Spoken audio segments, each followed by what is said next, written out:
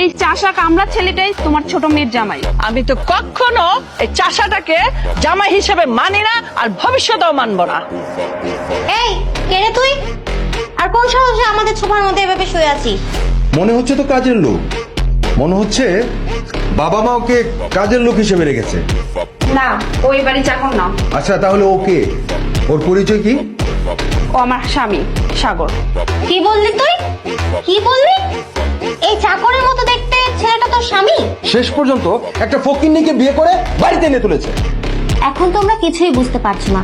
তোমাদের আদরের ছোট মেয়ে যে গরিব চাষা বসা কামলা টাইপের একটা ছেলেকে বাড়িতে বিয়ে করে নিয়ে আসলো, তোমরাও সেটা মেনে নিলে।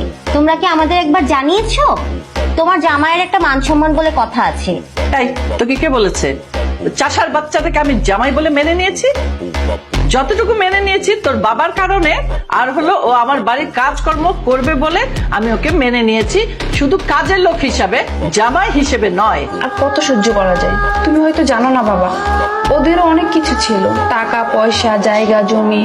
একটা ঝামেলার কারণে ওরা সবকিছু হারিয়েছে। তাই বলে আমরা সারাক্ষণ তার সাথে খারাপ ব্যবহার করব, সারাক্ষণ তার অপমান করব? মারবো না কি করবো? বাজারে যাবি, টাকা চুরি করবি, মিথ্যে কথা বলবি, আবার মুখে মুখে তর্ক করবে। তোর ভিতরে লোভ লালসা নেই? লোভ লালসা যদি নাই থাকে তাহলে কি করে বড় লোকের মেয়েকে পটিয়ে বিয়ে করলি? হ্যাঁ, আবার আমার সাথে মিথ্যে কথা বলছিস যে তুই টাকা চুরি করিস বাজার থেকে। বাজারের এইখান থেকে একটা টাকা বাড়ি নাই, আমি সত্যি কথা বলতেছি। বেশি কথা না বলে যা রান্নাঘরে যা, রান্নাঘরে যে এসব কোটাকুটি করে রান্না করবি। কারণ আমি আমার কাজে বউকে ফোন করে আসতে মানা করেছি। এখন থেকে সব কাজকর্ম তোকেই করতে হবে, রান্না বান্না সহ। তুমি একদম ঠিক কাজ করেছো মা, কারণ এতটুকু একটা বাড়িতে দুইটা কাজের লোকের কোনো দরকার নেই। আর তোর যদি কাজ করতে অনেক অসুবিধা হয় তোর বউকে সাথে নিয়ে নিস, দুইজনে কাজ করলে অনেকটা হেল্প হবে।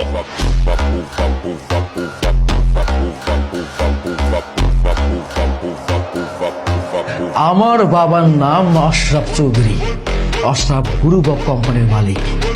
কি রে, নাম শুনে অবাক হয়ে গেছিস নাকি? হ্যাঁ, তোর চোখ দুটা দেখতেছি কপালে উঠে গেছে। একটু চিন্তা করে দেখতো নামটা তোর কাছে পরিচিত মনে হয় কিনা। ইয়ে না, মানে ও ইয়ে মানে এগুলো বলতে হবে না।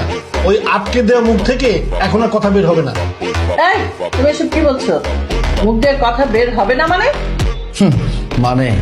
মানেটা আমি বুঝিয়ে বলছি। এই ছোট লোক আমাদের কোম্পানিতে চাকরি করত, আমাদের কোম্পানিতে চাকরি করে আমাদের কোম্পানি থেকে 20 লক্ষ